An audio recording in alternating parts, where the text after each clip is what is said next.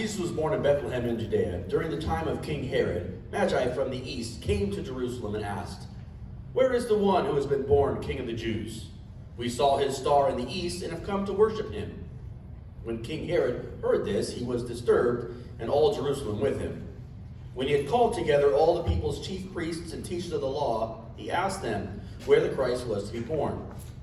"In Bethlehem in Judea," they replied, "for this is what the prophet has written.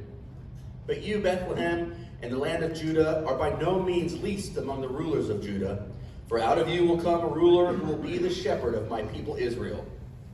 Then Herod called the Magi secretly and found out from them the exact time the star had appeared. He sent them to Bethlehem and said, "Go and make a careful search for the child. As soon as you find him, report to me so that I too may go and worship him." After they had heard the king, they went on their way, and the star they had seen in the east went ahead of them until it stopped over the place where the child was. When they saw the star, they were overjoyed. On coming to the house, they saw the child with his mother Mary, and they bowed down and worshipped him. Then they opened their treasures and presented him with gifts of gold and of incense and of myrrh. And having been warned in a dream not to go back to Herod, they returned to their country by another route. Night. And I know. Nighttime is the most dangerous time to travel. However, there's a great degree of difficulty in following a star in the daylight. We were looking for royalty. We had no idea what we were going to find. I've been in the outer courts of princes and kings, noisy assemblages these, hangers-on every corner, quarters of favor, making endless rackets, scheming, chattering, everyone wanting an audience with nobility. And none of that here. No. Here, silence. Lingering, calm, awestruck silence. Here, a newborn, wrapped in cloths, lying in a feeding trough. There were 2 milk goats standing silently behind him. Chickens pecked on the ground. An exhausted woman and a hungry woman. And outside, shepherds. Shepherds timidly watching. And all are silent. We dare not say a word. We bow down. We worship. And we gently lay our gifts on the ground.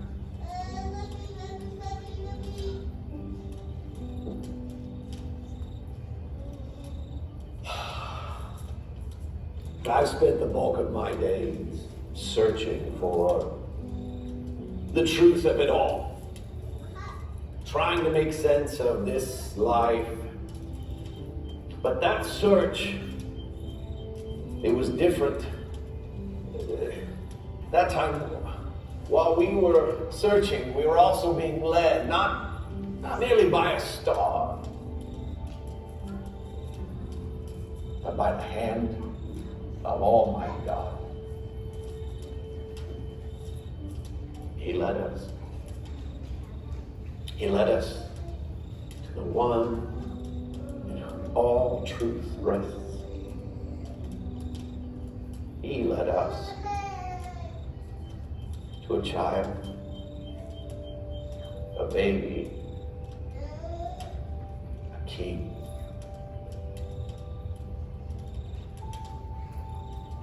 Messiah. Amen.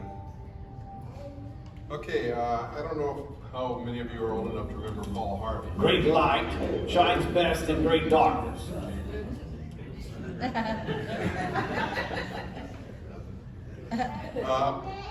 As I was saying, some of us are old enough to remember Paul Harvey. And he used to say, "And now the rest of the story." And now I'm going to give you the rest of the story.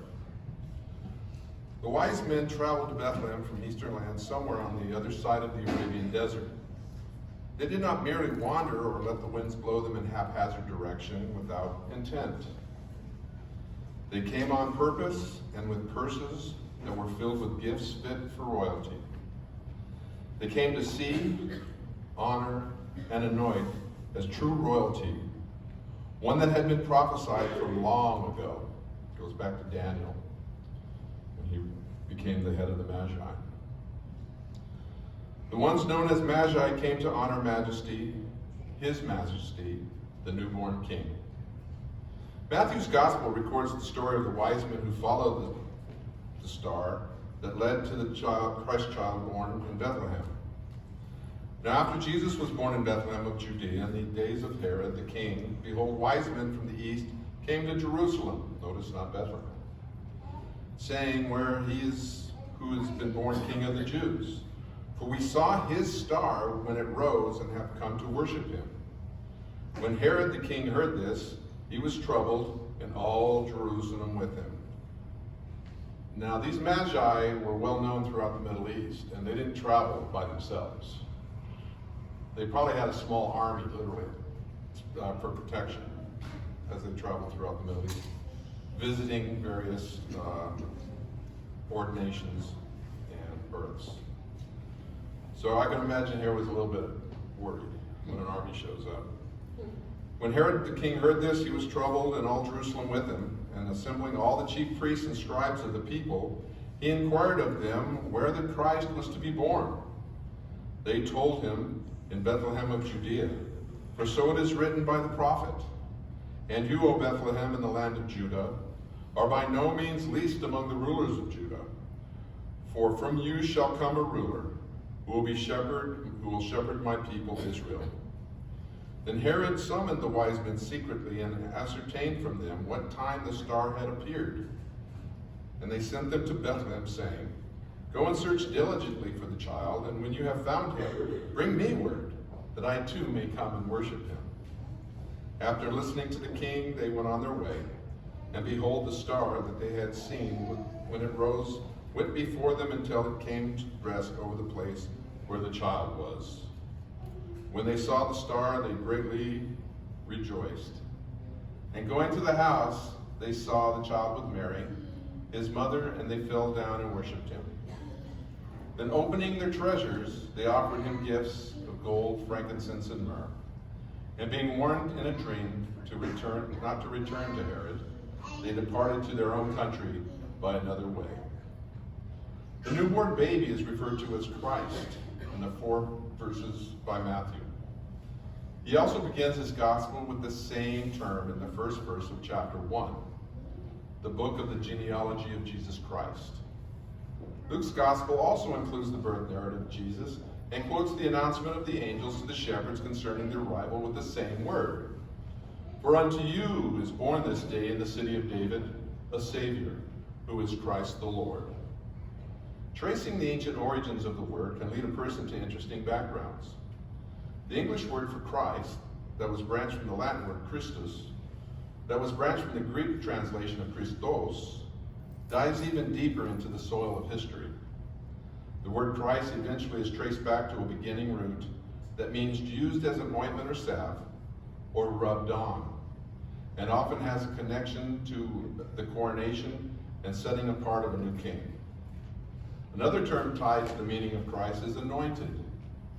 When a king is set apart, there are gifts that are brought in time of pouring and rubbing on oil, ointments, and salves as part of the special occasion. The posture we see historically in royal anointing practices is the same posture we see from the wise men in Matthew's gospel account. The wise men are the first ones in the gospel to establish Jesus Christ as being born the King of the Jews, which is interesting because Matthew wrote his gospel to the Jews and starts with Gentiles worshiping Christ, where Luke wrote his gospel to the Gentiles, Theophilus, and gave the Jewish version.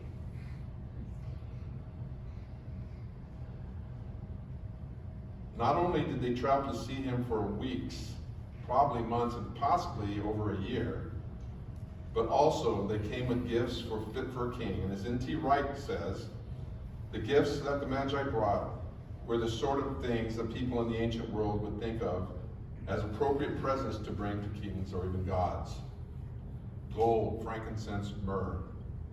These were costly items with great value that normally were brought out only for special occasions for those fortunate enough to have them. By the time the wise men made their way to Jesus and saw him with their own eyes and his mother Mary nearby, the Holy Family was situated and living in a house in Bethlehem, verse 11. By this time, Mary and Joseph had traveled with Jesus to the temple for her purification ceremony, Luke 2:22, and his traditional Jewish presentation as the firstborn male from her womb, Luke 2:23-29. Had the wise men made their visit already, Joseph and Mary would have had the means to present a lamb for an offering according to the prescribed law. However, they opted for the pigeon provision because they were too poor to pay for and offer a sacrificial lamb. This traditional Jewish presentation and was known as Pidyon Abin, the redemption of the firstborn, and took place a month after the birth of a child. By the time the wise men made their way to Jesus and Mary, at least a month had passed, and probably more.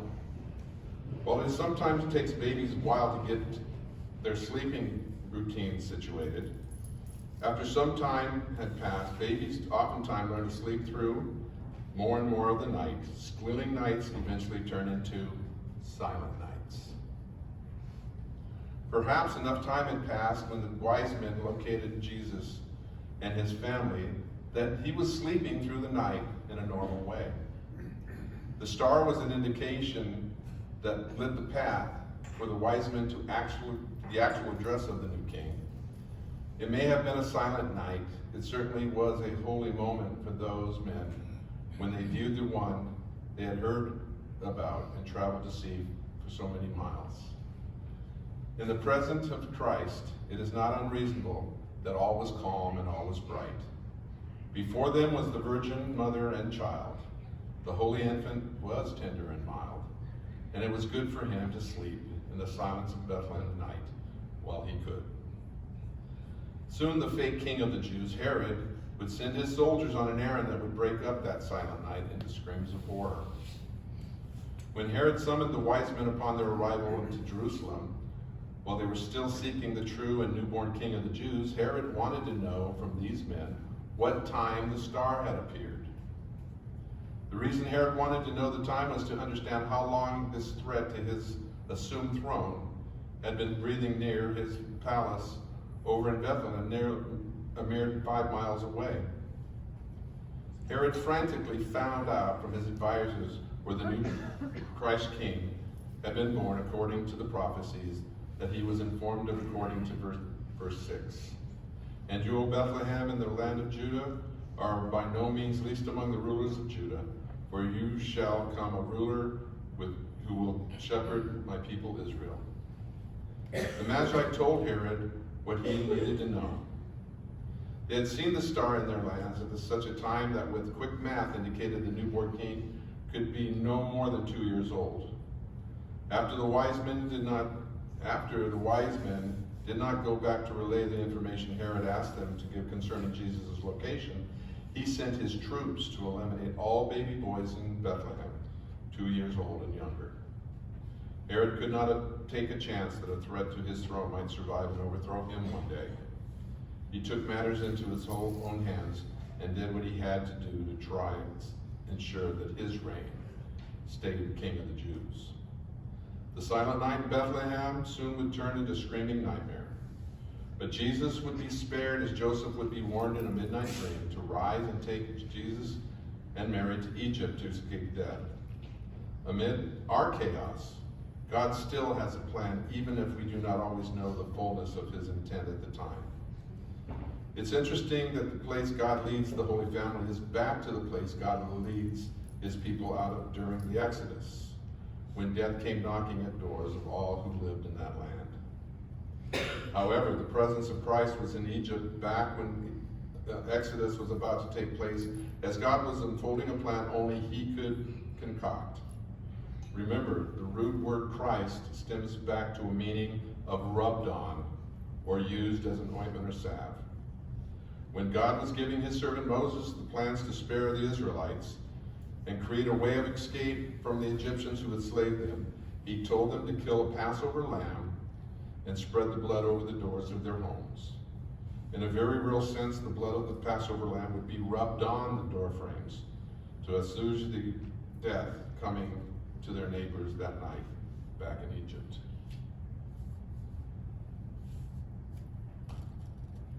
On the night that silence was broken in Bethlehem by Herod's soldiers, God was leading Joseph, Mary, and Jesus back into Egypt to ensure the little lamb would be able to grow up completely and to complete his mission of being poured out and rubbed into the lives of all who would call on his name throughout time. Jesus the Christ was born to rescue all of humanity from an exodus out of sin and eternal death through the saving sacrificial death of himself. N.T. Wright makes the connection in powerful words that brings the birth and death of Jesus full circle. Notice how he connects the first and last people to identify Jesus as the King of the Jews. Because at the cross, when Jesus said, "It is finished," it was a Roman centurion who said he is truly the Son of God. So it started with the Gentiles, and it ended with Gentiles. And that's why we're here today. Jesus will finally come face to face with the representative of the world's greatest king, Pilate, Caesar's subordinate. Pilate will have rather different gifts to give him, though he too is warned by a dream to do nothing to him. His soldiers are the first Gentiles since the Magi to call Jesus King of the Jews. But the crown they gave him is made of thorns, and his throne is the cross. At the moment, instead of a bright star, there will be an unearthly darkness, out of which we shall hear a single Gentile voice say, "Yes, he really was the Son of God." Listen to the whole story Matthew is saying. Think about what it means for Jesus to be the true King of the Jews, and then come to him by whatever route you can, and with the best gifts you can find. Jesus is indeed a king. He is the king. He is also the Christ. He is the one who came from heavenly peace to endure Calvary's chaos on a cross so that all people might be cleansed through his shed blood. His life was and is and always will be the ointment and salve poured out and rubbed on our lives that bring healing, wholeness, deliverance, and rescue. He is our balm of Gilead that soothes our soul and medicates our mistakes that causes so much pain and suffering. He is the anointed one who anoints our heads and hearts with grace, mercy, truth, and unending, unconditional love. Jesus is the Christ. The Hebrew word for Christ is Masa. He gets the word Messiah from it. We get the word Messiah from it. This word two is used to indicate the applying of oil to an object or person by either pouring, rubbing, or smearing. Mostly it is the kings who are anointed. However, in some instances, priests and prophets were anointed as well. Jesus the Christ also is king, high priest, and prophet of the nations. He was born to lead not only the Jews, but also to make way for the Gentiles. He was born to bless and minister to all people of all places and all races. He was born to speak truth and guidance over the lives of all who still have time to call him Lord. May we gather this Christmas to proclaim him, worship him, adore him, bring him gifts in a way we are modeled from the lives of the wise men in scriptures. Even if the circumstances of our lives might seem chaotic and out of sorts, in this moment, may we settle into the silence that was present when the wise men presented their gifts and themselves before Jesus during those holy moments recorded long ago in Scripture. In these holy moments, may we realize with a fresh perspective that Jesus the Christ is worthy and the one who has been anointed so that all might find hope, peace, joy, and love in him because of his advent. Amen. Now, because of Jesus' broken body and shed blood on the cross, we have the distinct privilege of sharing in what the liturgy says is the foretaste of the feast to come. Because on the night in which he was betrayed, he took bread, and when he had given thanks, he gave it to the disciples and said, "Take and eat, this is my body, given for you, do this in remembrance of me." And likewise in the same way, he took the cup, and when he had given thanks, he gave it to the disciples and said, "Take and drink, this is my blood shed for you, for the forgiveness of sins. Do this in remembrance of me." The feast is ready. Come to the foretaste of the feast to come.